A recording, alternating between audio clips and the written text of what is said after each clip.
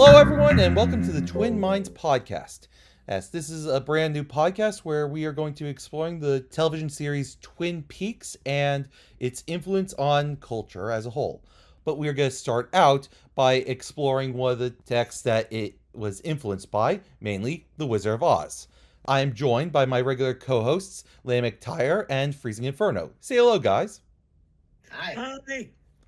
And for this inaugural episode of the podcast, we are joined by a special guest, Michael Whovian.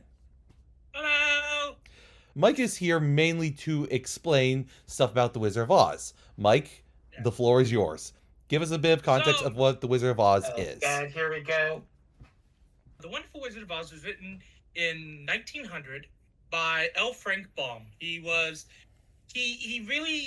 had a few books, a few things before they didn't really take off. But The Wonderful Wizard of Oz is his main opus, because that is the thing that is, even back then, it is one of the most well-known and most well-respected children's stories of all time. Frank Baum wrote a lot of the books. Then he sadly passed away, and that honor was given to Ruth Plumly Thompson, who wrote a lot more. Eventually, the Oz Historical Society, which is a thing, said that in the canon of Oz, there are 75 books. And the first 15 or so are written by L. Frank Baum.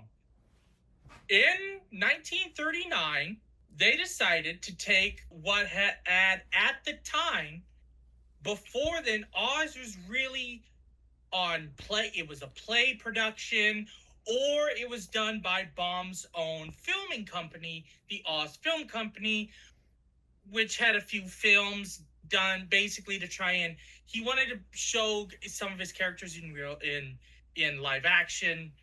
They were silent films, but this was the first time where it was a big, almost blockbuster, you could say, production. Originally, this movie was a flop at the box office. It was not taken very well. It was lambasted. Also given that it was 1939, probably wasn't the smartest move to release The Wizard of Oz. But over the years, and especially starting in the 50s, it came to life, especially in popular culture, by the reruns that it would show on television at the time. Even especially become to the fact that it now comes on every year during the Christmas season, and that's how a lot of people remember and do watch it, is during the Christmas season. It just seemed like a Christmas tradition movie, like Die Hard. Yeah, so, but moreover, it's a staple of television, much like Twin Peaks would ultimately become. And much like Twin Peaks, it was a bit derided at its time before having a cultural impact that would blossom and grow, among which would be with David Lynch himself. I believe there was a documentary that was about The Wizard of Oz and its relation to the works of David Lynch, though. Yeah, Lynch/Oz, directed by Alexander O. Philippe, and it's very interesting that this documentary ends up good, because I'm gonna go off on a tear a bit, because Philippe previously directed a documentary film in 2010 called The People versus George Lucas, which is exactly as heinous as you think, in letting Star Wars fans who really need to touch grass just let out the most unhinged shit about why they don't like Star Wars for 80 minutes. Yeah. So Wizard of Oz is a cultural touchstone among generations, aired on TV. I'm sure a lot of people had it in their VHS and DVD collections. I myself first saw the film when I was 35 years old. Lena, do you have any experience with The Wizard of Oz? I watched it in high school, and because I took a film studies class my senior year. And until I watched it for this, that was the last time I saw the movie. I watched it so many times as a kid, I drove my mother nearly insane. Yeah, Wow, I think I... driving people insane with Wizard of Oz, Mike? I can't imagine what that's like. Sean, your experience with it? I'm not going to go into my full experience, because I'm probably going to save that for when we talk about the Quantum Leap Reviews podcast. But it was very much something I watched as a kid, but never again after the age of 10, I think. Rewatching it now, I can see the benefits of the show and some stuff that I missed growing up because I was a little kid. among which being, it jumps straight into Dorothy's suffering. This entire opening bit is movie centric. This is not in the book at all.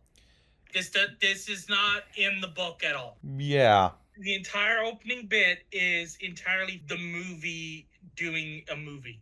You know what's fucked up is they never resolve any of this.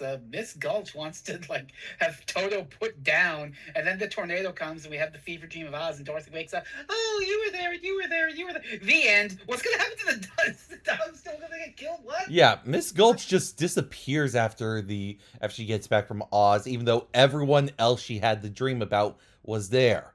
Yeah, she died in a tornado.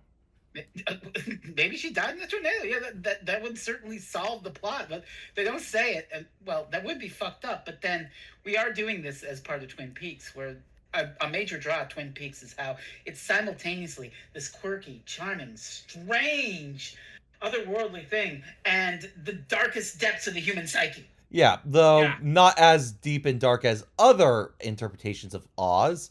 Dear God, do I not want to talk about Xenoscope's take on Oz. Hi, Return to Oz. How you doing? Yeah, Return to Oz is also there. Return to Oz, which is weird that it comes from Disney. Disney made that movie. Of course. Which is weird. Okay, but Mike, in 1985, Disney also made The Black Cauldron, so they were on some scare the shit out of the children. And I believe 1999, they made a little film called The Straight Story, directed by David Lynch. Yeah, so with Dorothy, we have comparisons with Laura Palmer. Everyone knows something is going on with Laura Palmer, and they did nothing. Dorothy repeatedly asks for her family and the handymen who work at the stable to help her out with the situation involving the dog, which is not as bad as what happens with Laura. We will get to that when we start actually talking about Twin Peaks. Lena, you've been awfully quiet. Oh, yeah, I generally am.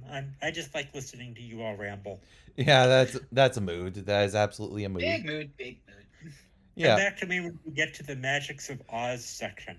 Fair enough, Oh, but again, we also have, the law is on the side of Mrs. Gulch. Because she owns half the county? Yeah, which, again, is very in line with a lot of stuff that happens in Twin Peaks. Most notably with the horns. And when Dorothy eventually, she decides with Toto, out of the blue, you know what? I'm going to run away. Because of, Toto makes it back to her after Gulch physically removes Toto and wheels off, and Toto bails out of the basket and runs back. Yeah. They really, the movie here really wants to say that Kansas is not perfect at all. It really is trying to stick the mood of Kansas is drab and dreary and yet the message at the end is, oh, Kansas, oh, I didn't know how good I had it. Take me back, please. Yeah, though it's worth noting that John Waters' overall summation of the film is this. Girl leaves drab farm, becomes a fag hag, meets gay lions and men that don't try to molest her, and meets a witch, kills her. And, unfortunately, by a surreal act of shoe fascism, clicks her shoes together and is back to where she belongs. It has an unhappy ending. No. Well, here's the thing, though. The entire way is, even at the beginning, you find out that, Dorothy adores her aunt. And that plays through the entire movie.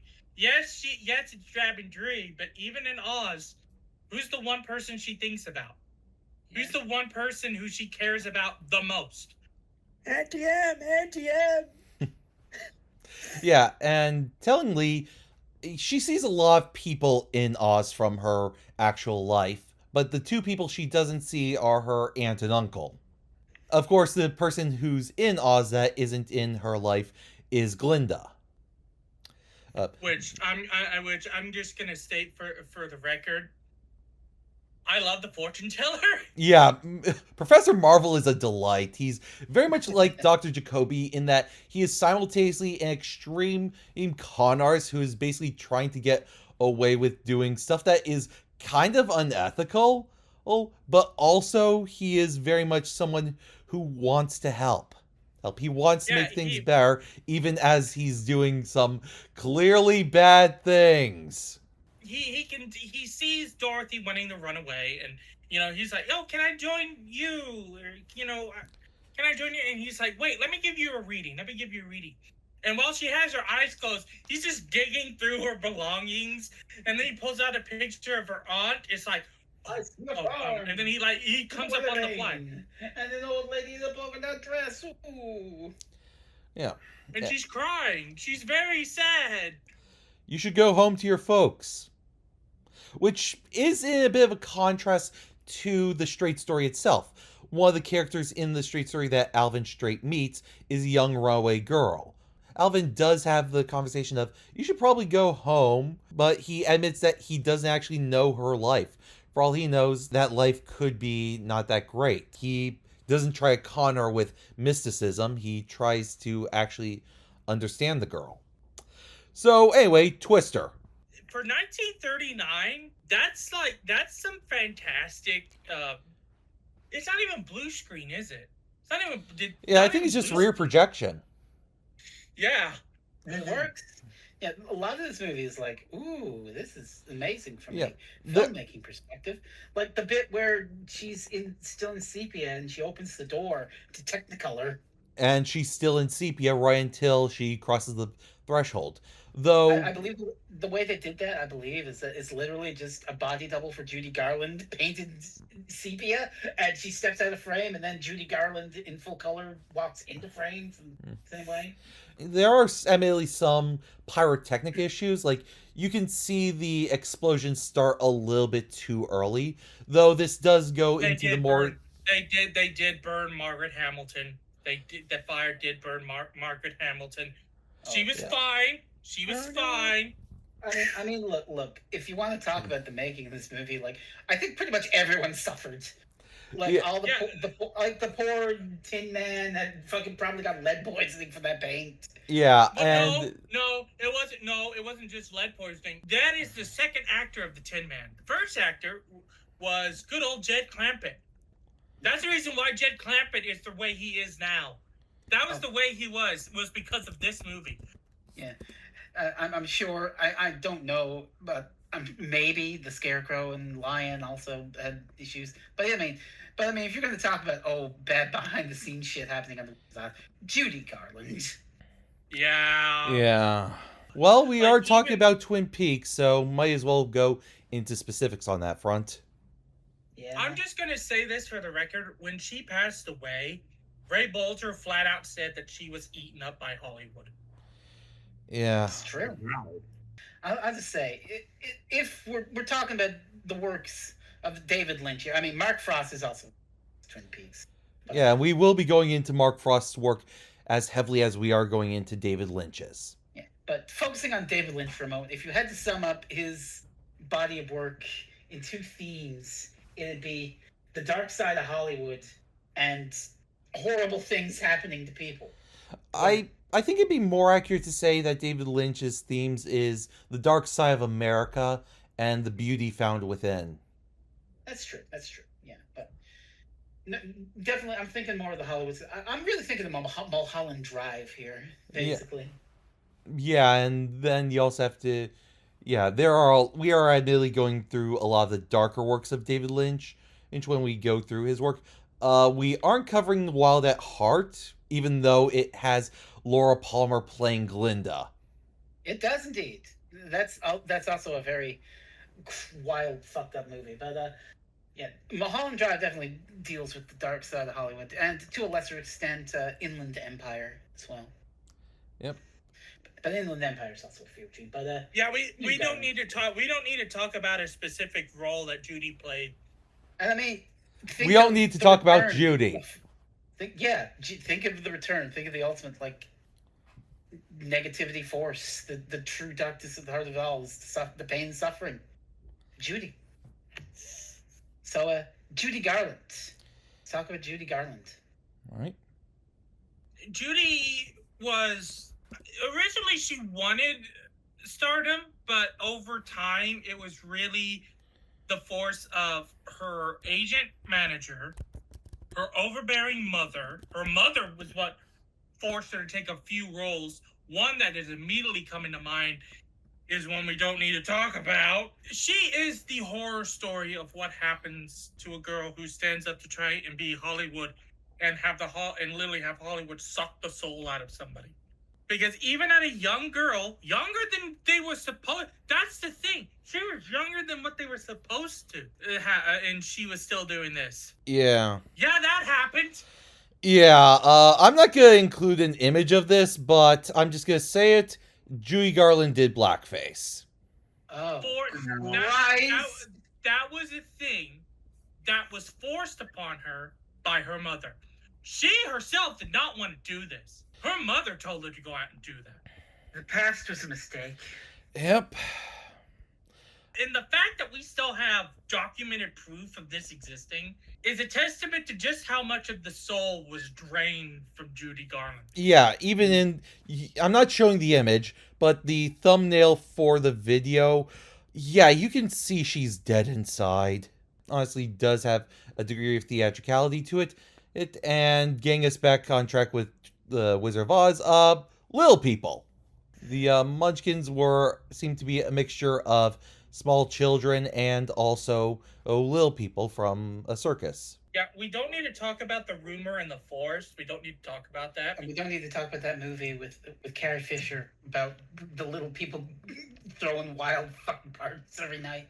Again, the Wizard of Oz is a beautiful cultural landmark. If the moment you punch through the veneer, however, oh boy. Yep. That's Twin Peaks. Yeah. The surface is seemingly nice and friendly, but once the flaws are pointed out, the horror is revealed. Okay, I know I said all that stuff about Judy Garland, but literally the key to understanding David Lynch is that shot in Blue Velvet of the picket fences, and then you go to the dirt, and you go under the dirt, and it's crawling with bugs. And also the final shot of Blue Velvet being a extremely fake-looking bird with a bug in its mouth. And it is here that we are introduced to the evil at the heart of society in Oz, the Wicked Witch of the West, who is quite pissed that her sister was murdered. You know, she was murdered. You can't even say, like, oh, it was an act. No, your house fell on this woman. I like how the Wicked Witch doesn't even react. She just goes for the shoe. No, she goes for threatening Dorothy, and then she's reminded, oh yeah, the shoes. Trolling by Glinda. Glinda's like, oh, don't forget the shoes. Oh yeah, wait, where'd the shoe go? Oh, they're hers now. Can't have them. Yeah, so, Lena, you wanted to talk about the magics of Oz as our resident witch. Yes. I would say this is where, if I were writing an essay about this, this is about where I would start to make this grand pronouncement that could be read as a metaphor for initiation into witchcraft. But the metaphor doesn't really work because Dorothy goes home at the end of the movie. I mean, it would work a lot better if they adapted the sequels where she goes back to Oz. Exactly. Yeah, no, especially it would work in Emerald City where she and her aunt and uncle moved to Oz. But no, we can't have any of the sequels adapted now, can we? Yeah, because in 1985. Except it was in an anime in 1985. Or the anime. Or the Return to Oz. Which So honestly cuts out the reason why they wouldn't want to adapt the sequels to Wizard of Oz, and that's because they are gay, homosexual, gay. Yes. We got to talk plenty about Ozma on our Quantum Leap show. Yeah, it gets even gayer than the wonderful land of Oz. Yes, this has been done. But please continue about magics. Please continue, Linus.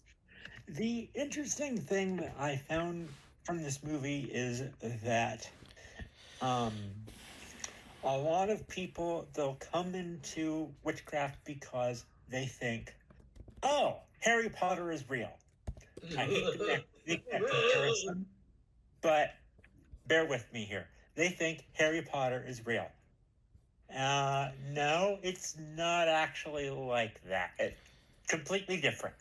And the more you do your research and read into how magic actually works, it is both wonderful and also kind of terrifying depending on what books you read.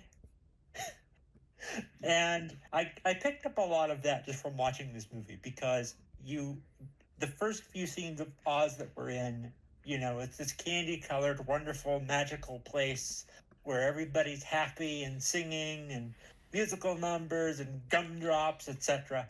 And then but the fact that somebody like the Wicked Witch of the West can exist and can do some seriously fucked up shit with her magic, like, okay, there's definitely more to Oz than meets the eye here. Yeah, in the book, at least the Wonderful Land of Oz, they bring up a hierarchy of magic between sorceresses, warlocks, and witches.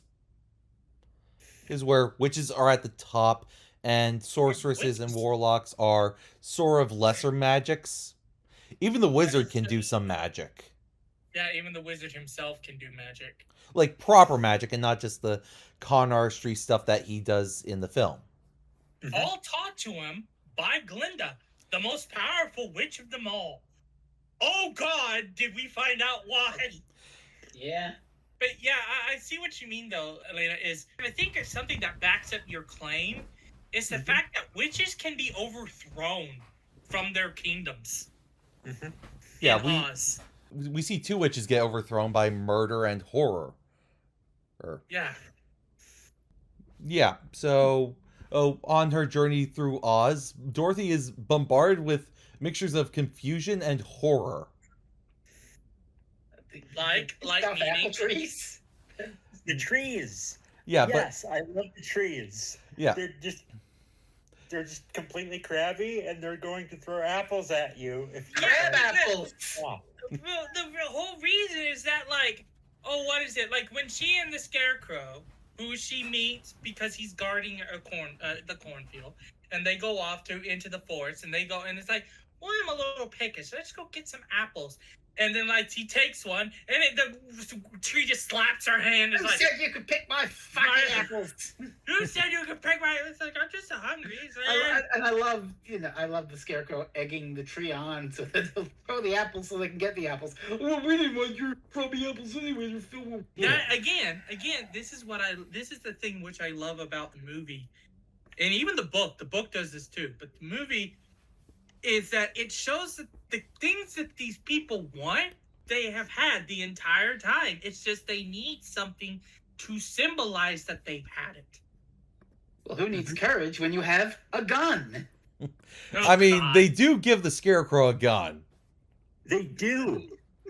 Yeah. Yeah. No heck of a lie. They literally, when they're all hunting for the Wicked Witch of the West, which is later on in the movie, when they're all hunting, he just has a pistol. You have like the Tin Woodsman with his axe. You have the Cowardly Lion, who they gave a giant bug net for some reason. Not a butterfly net, a bug net. They also gave him a hammer. And a hammer. They just give Scarecrow a gun. He's literally packing heat. Which is a shame because he's made of straw. Yes. The man made out of straw who could burn up because of heat. It's packing heat. I love the trio. I really do. Yeah. They are absolutely friends of Dorothy. Yeah. The Scarecrow is lovable. He was my favorite as a kid, but as I grew up, I started to be a mix between him and the Tin Man, because the Tin Man is just soft at heart. Oh my God. Heart. Yeah, exactly. But you just feel for him. Yeah. Because there he is, especially in his song when he's like singing of like, if I only had a heart, which. Yeah. And there he is dancing on the Olympic Road, and the first person he falls into is the Scarecrow. Yeah, though, yeah, I should note, this is a very funny movie. Oh, it's hysterical. Oh, it's hysterical. Yeah, you get... I remembered why I liked this movie when I was a kid. Yeah, there's a lot of charming gags and wordplay, like when the Scarecrow tries to convince Dorothy to let him go with her, he says, "I'm not afraid of anything. Well, except for fire." Dorothy's response is a nonchalant, "Well, that's a very reasonable thing to be afraid of." It's later on, but I love the Cowardly Lion. Okay, I'm going to lead the charge. We're going to lead me down there. I just need you two guys to do one thing. Talk me out of it. No, you're forgetting the fact that he actively turns around. And they have to turn around. And when the wizard actually confronts all three of them about what they want, the lion just faints. Oh, okay. This is a dumb side tangent, but when else am I going to make it on the Quantum Leap show by Wizard of Oz? But I'm going to do it here. So James Rolfe, aka Angry Video Game Nerd, once did a video on his website. It wasn't in character or nothing. It was about film because he loves film. He did a rather silly, farcical list called quote, "The top 20 movies where people jump through fucking windows." And number 1 is The Wizard of Oz, when the lion is running a wizard and he just defenestrates himself. Well, since you brought up James Rolfe, I might as well bring this up. One of his earlier videos that had a massive impact on me was a sequel he did to The Wizard of Oz called The Wizard of Oz 3, Dorothy Goes to Hell. Which is basically edgelord humor to the fullest. Scarecrow ends up killing himself. Dorothy meets the devil. Satan brings back Jesus Christ as a fucking tank. And I think Black Sabbath or a bunch of metal and punk music plays in the background as the tank literally blows up Oz. Well, James Rolfe is a metalhead, so that makes that tracks. The tank with the head of Jesus Christ. Yeah, and then you also... Super Mecha Death Christ 2000. Now, there's a username for somebody. Well, maybe take out the Super Mecha part of it. Yeah. Anyway, while we're on this tangent, I have to mention that the video he actually did as the Angry Video Game Nerd on a certain Super Nintendo game that I'm never gonna fucking play.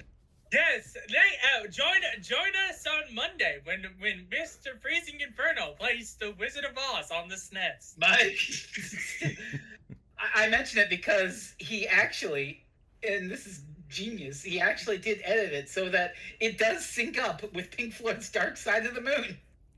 Yeah, though I think, honestly, with Pink Floyd and classic cinema, the ending third of 2001: Space Odyssey works really well with Am Heart Mother. I tried to find the video of it, but Warner Brothers, of course, took it off of YouTube. Thanks, Zaslav. David Zaslav never met a movie he couldn't kill. Though he will support making a giant Wizard of Oz thing in a dome, which actually does tie into why I wanted to do this project in the first place, a podcast series on Twin Peaks. While I've had a love for Twin Peaks for years, and also a desire to talk about David Lynch, especially after he died, earlier this year they decided to use certain technologies of an artificially intelligent sort to expand the screen in the films of David Lynch. Oh, they did that oh, no. Yeah, when I saw that, I went, no, we need to do this podcast. Fuck, this actually needs to exist and not be a running gag. Okay, now we need this podcast to be a magical ritual to destroy that. Yeah, a magical ritual to destroy AI. Lena Castaroons! I'm He's here. got work to do. I'll get my black candles. No! Yeah. You're on it. She's on it. Great. Yeah, so we are... No, yeah. no, you can't. No, we cannot have audio evidence of hexing. No, that we use it. We didn't say hexing. We said counter-ritualing. Yeah, ritualistic action wherein this podcast acts as a ritual. The completion of this podcast will result in the death of AI, starting with another work that was used to be expanded with AI and is as ugly as that implies. Jesus Christ, some of the images of that thing made me go, fuck this, fuck this, fuck this. But look, I have said this, and I firmly made my point clear on AI. AI should have only gone as far as rough sketches and early stages. And then you give those to an actual artist and go, this is what I was thinking of. Can you, make something with this? Not full-on works of art that you should put in a friggin' art museum. Yep, Yeah. But unfortunately, Hollywood is gonna Hollywood, and it's much cheaper to use an algorithm than it is to hire an actual fucking artist. Yeah. Any AI art, quote-unquote art, that is not Brent Spiner painting pictures of dream landscapes is not worth having. Yeah, there is a big difference between the AI of science fiction, wherein, for example, Thouser the dog man is railing against AI, What? and the What? actual AI that exists, which is little more than just copy paste, do not steal. This is most assuredly mine. What? A rock that we What? tricked into looking like it can think. You know what? We could have gone down two ways with AI. We could have been, I want the AI that would eventually go into crude robots that would be able to help us. No, we go down the route of AI that will eventually lead us down to Shodan. But I don't think we're going down the Shodan route for the simple fact that, honestly, the technology isn't even at sentience. Like, it's not even at pre-sentience. It's basically at it's basically at. Grok would have a slight word with you.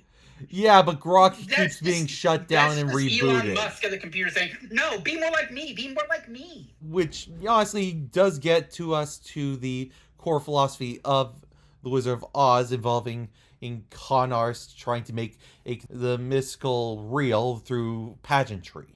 Like, I love the way in the book, because in the book, every person who meets him, he changes his look. But they couldn't do that with a movie budget, which I understand. But still, the head with the fire and everything, oh my god, that's fantastic. It's an iconic image, to be sure, as is Toto pulling away the curtain over feeling the little guy. Do not look at that man behind the curtain. Yeah. Though, interestingly, for a Twin Peaks podcast is a scene when they're approaching the witch's castle, wherein they are clearly being spied upon by the witch with, among other things, owls. Hey. Hey. The owls are not what they appear to be. The owls are not what they seem. Yeah. Which, honestly, they are fake-looking owls, which is funny because when they first meet the Tin Woodsman, there's a fucking bird in the background. Yeah, they had real birds earlier in the movie, and then they got these fake-ass owls and vultures. Well, here's the thing. I like the difference in this. And when they meet the Tin Woodsman, it's real. It's life. It's breathing life all around them. And then when it comes to the witches, everything's fake. Everything's been planted for a reason. Every little tree or leaf or everything there is a spy, or it's fake, or it's meant to simulate life, but not real life. Except for the flying monkeys, which are very much alive. Except for the flying monkey or the poppies on the way to the Emerald City, which had to be stopped by the power of asbestos. Yeah. Oh, God, that's right. Oh, I forgot about that. Oh, no. Yeah, though tellingly, the only people not affected by the poppies are the Scarecrow and the Tin Woodsman, the two people who aren't flesh and blood.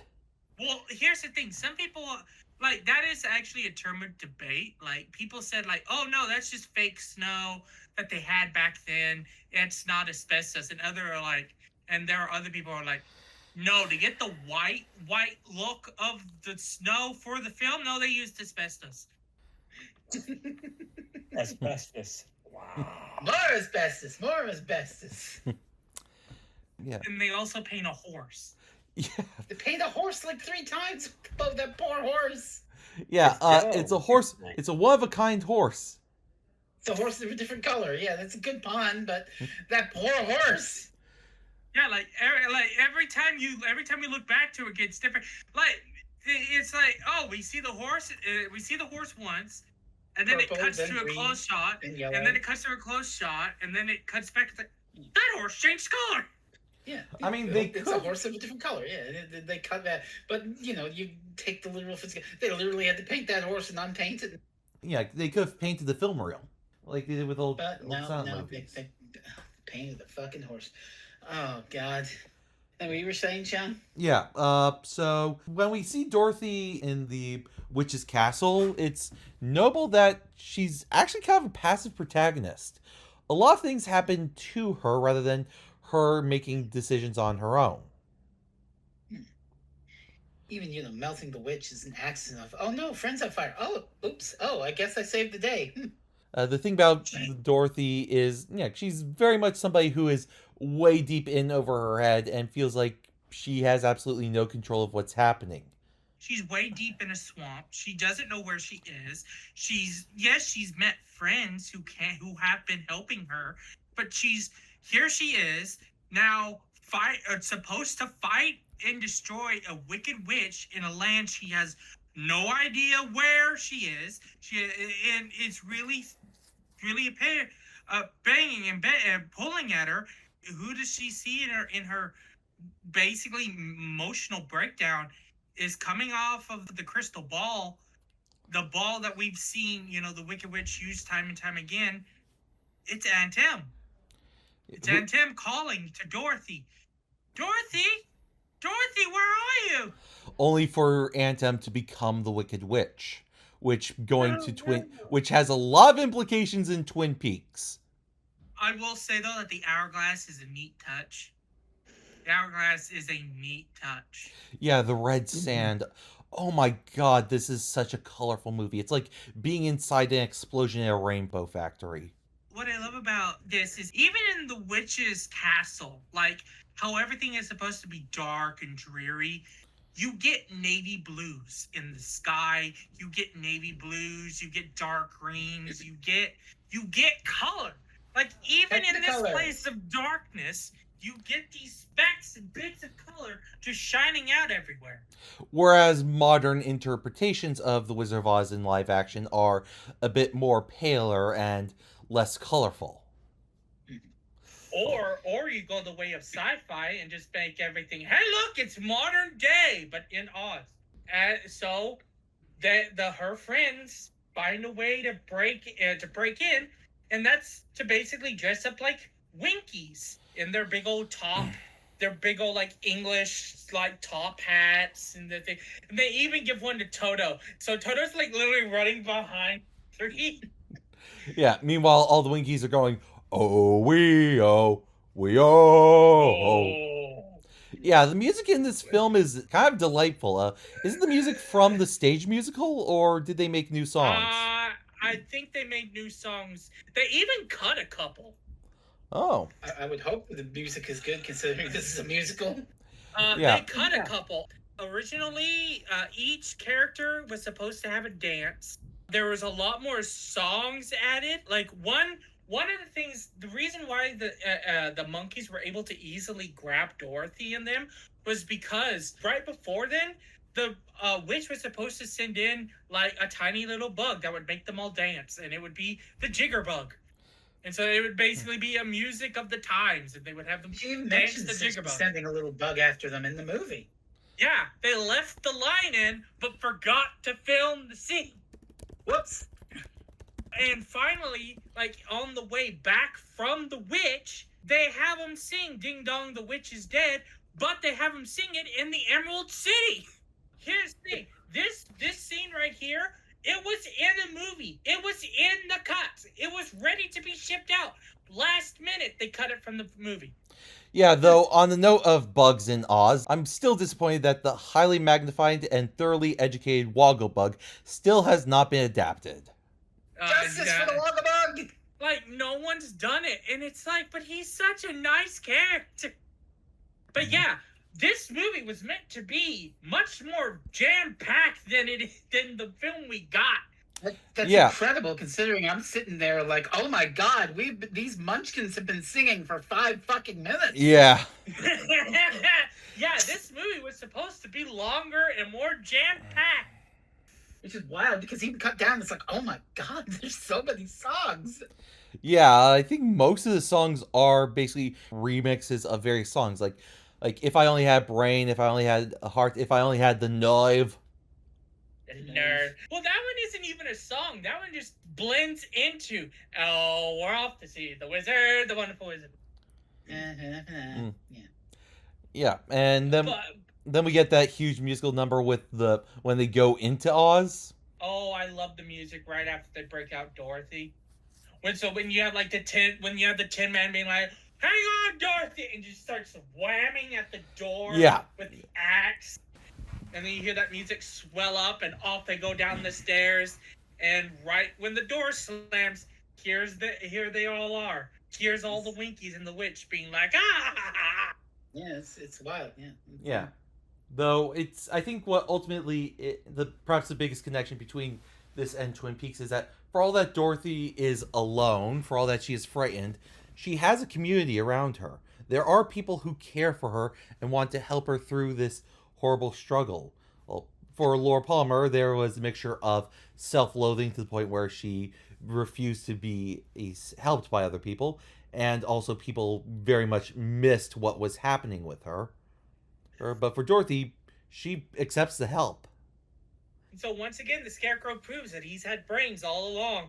So he slowly looks up at the chandelier. He follows the rope down, leads all the way right next to him, grabs the Tin Man's axe, and wham! There's still Dorothy's return home. Yeah, there's Dorothy's return home. Oh, and one more thing, and the last thing, which I think is important. There's 3 things I want to talk about: the Wizard's gifts, Dorothy's goodbye, and Dorothy's return home. Yeah, the thing about the Wizard is that much like Professor Marvel, he's not that bad of a guy. Oh, by the way, he's actually wearing a coat that was actually owned by L. Frank Baum himself. Oh. They got it at a charity shop. He puts it on, and during filming, the actor looked in and saw that it was actually L. Frank Baum's coat. So he went to the widow and gave her the coat after filming had wrapped. That's sweet. Yeah. Aww. So with the thing about the Wizard is that he's a bad wizard, but he's not a bad guy. So as soon as he's found out, he immediately tries to, after he tries to welch on the deal, he immediately tells them, yeah, you have brains, but you don't have a diploma. You have a heart. What's so great about having a heart? It breaks. Being afraid of death doesn't mean you're a sissy or a coward. It means that you have wisdom. Yeah, so what he goes is he says, you have brains, yes. But what you need a symbol of those brains. Where I come from, people of high learning have this symbol to show that they have brains. He gives the Scarecrow a diploma. And then he goes to the lion and he says, "Do you think your fleeing from battle is of cowardice? No, it shows wisdom. Where I come from, people of great wisdom, they show their courage through trinkets." And he pins a medal against the lion's chest, and you see the lion swell up with courage. He actually does. You can see him like fill out and go. And then he goes to the Tin Man and he goes, "You claim to not have a heart, but you're anything but. You would not want to have heart unless they were unbreakable." And the Tin Man's like, "I would still like one." And he goes, "Where I come from, there are good deed doers, and their hearts are no as bigger as yours, but they have something that you don't have, a testimonial." And he pulls out a clock. He pulls out a heart-shaped clock, and he literally ends it with, "A heart is not judged by how much you love, but by how much you are loved by others." And my heart, every time it hears that line, it breaks. Yeah, which honestly is a core philosophy at the heart of Twin Peaks. For all that it's about crime and horrors, it's about the people you love. I don't know if David Lynch was back at this point in season 2 of Twin Peaks, but there's that exchange. What is the thing you fear most, Garland? The possibility that love is not enough. From what I gathered, he was still there during the making of season 2. He was mostly gone for season 1, actually. Hey, well, you know what I mean. Post-killer reveal. Yeah, I think if I go by the vibe, I think that is around the time David Lynch was back working on the show rather than Ugh. Okay, so it could potentially be a line that he influenced, or was it? Yeah, so Dorothy is returned to the... Yeah, Dorothy needs to get home, so she tries to get on the balloon. But Toto, seeing a cat, gets out of the balloon, which forces Dorothy out. The wizard does not know how to fly a balloon. And so the wizard flies away, and to Dorothy, there's her only chance of getting home. Gone. Until Glinda. Kills 3 times and say there's no place like home. Interestingly enough, Dorothy had to find the way to get home herself, though she's told by Glinda, rather than actually being told in the first place. The way home was the friends you made along the way. Yeah. Wait. Funny. See, what's funny is as I've gotten older, I do not like it was all a dream ending. What I find funny is that even in the book, Glinda's the one who says, it's your shoes. Here it's more of just like, this is a last ditch, like, no, you had the way home all along. In the book, it's more of like, you had the way home all along, but you didn't have the wherewithal to use it. In the movie, it's more like, oh, you needed to go on this journey to want to go back to Kansas. I think it's not so much wanting to go back to Kansas as understanding why she wanted to go back to Kansas. So it is still a journey of self-discovery. Mm-hmm. Yeah, which is a mystical transition.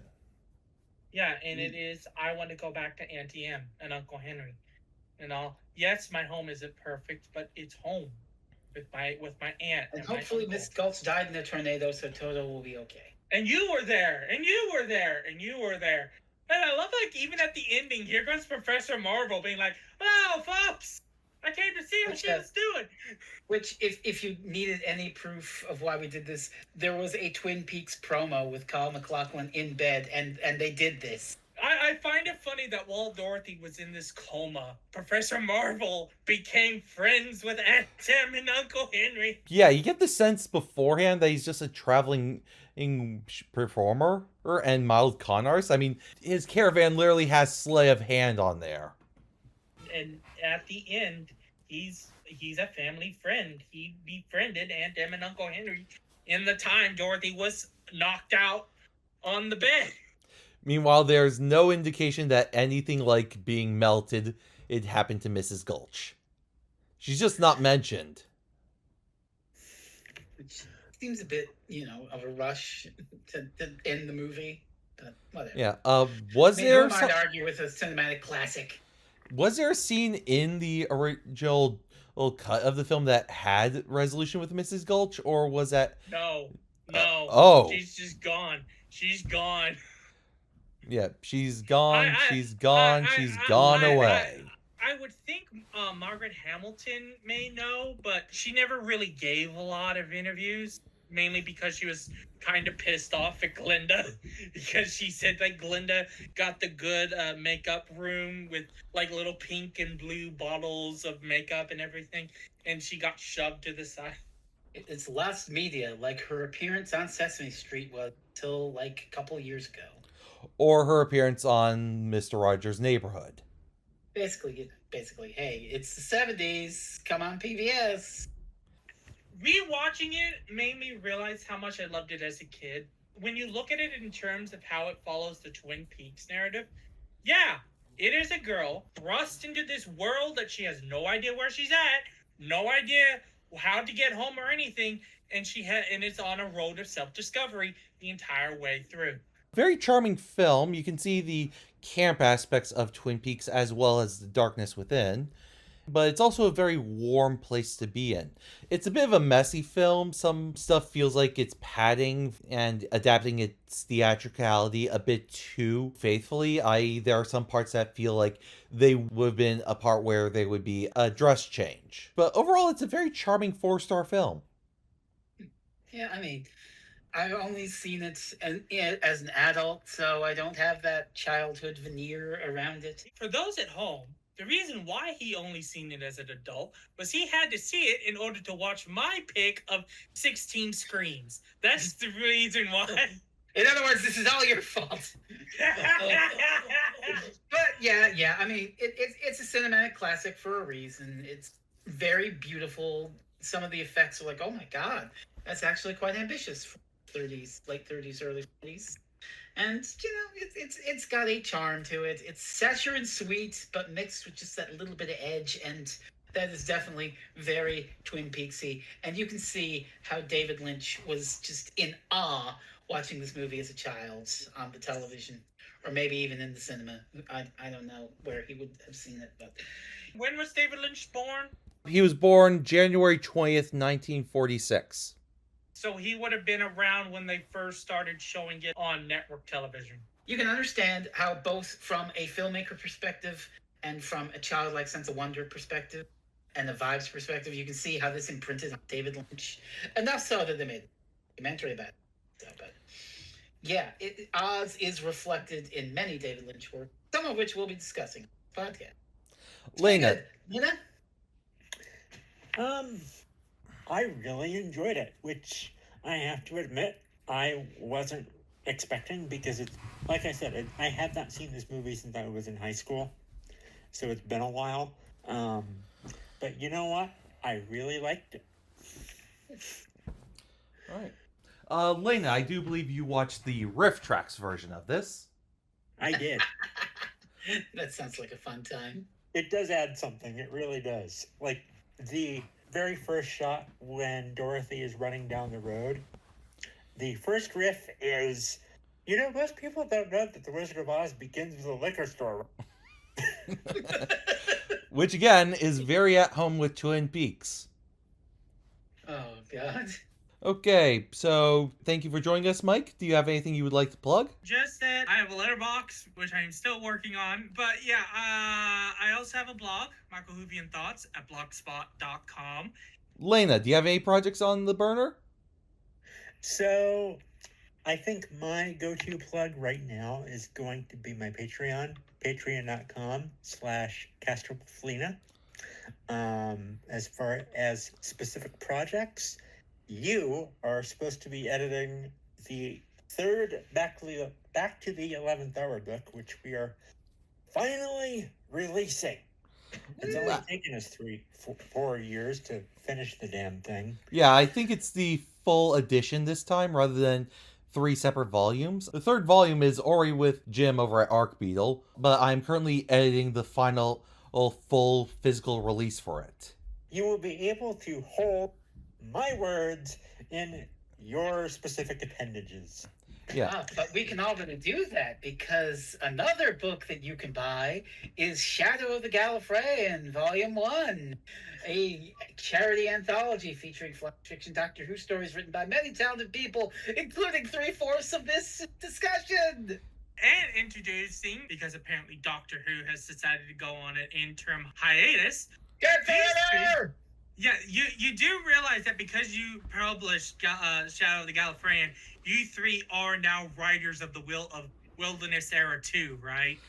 I mean, I have I have 2 short stories coming out that will be part of Wilderness Era 2 that are sort of a follow-up to stuff that happened in Wilderness Era 1. So basically, you three are now writers of the second Wilderness Era. How do you feel? I don't have time for that shit. Deep hurting. Well, tune in next month for our next entry into Twin Minds, which will be on Robert Aldrich and A.I. Bezarides' Kiss Me Deadly. Bye for now.